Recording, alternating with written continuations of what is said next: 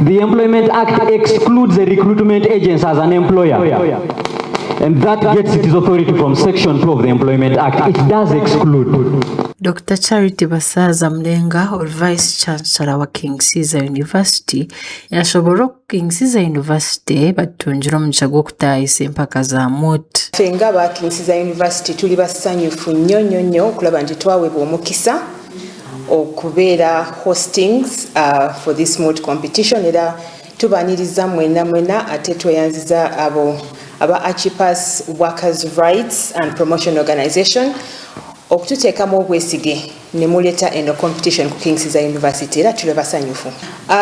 Abayizi baffe bafunye omukisa okulabira ddala ebigenda maaso nga bali mu courtroom. Kuganja Jovan Joel oli omushomi w'amateeka ali Nkumba University n'ashobora language program n'aziganyulwa mu kihango. Ng'omuyizi ow'amateeka enteekateeka gye tubadde nayo olunaku olwaleero ngifunamu nnyo okutandikira ku ngeri gye nkolamu research wange n'okubanga interactinga obanga nkolagana n'abantu abatusooseeyo mu field ey'amateeka, abantu nga abalamuzi ab'ekkooti enkulu, abakooti ejulirwamu ne kooti eziringanga ezo, si gye mikisa gye tutera okufuna ng'abayizi. Buli mwegi orikushoma amateeka ashemereire kwejumbira omu mpaka za muteezi ahabw'okuba naatungamu okumanya ekirikumuyamba naye aba yarugire omu ishomero.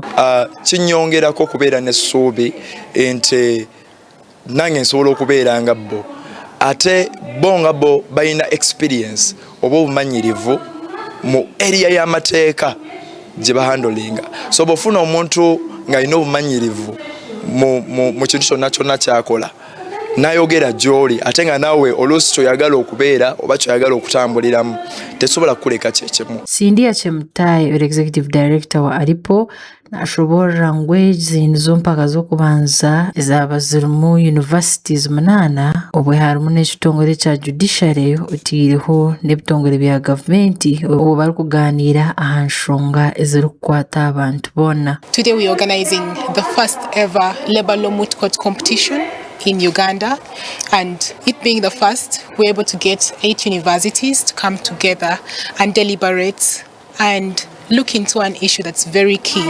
And we're very strategic with this year's theme, labor externalization, because it's something that has been at the core of discussion in our country.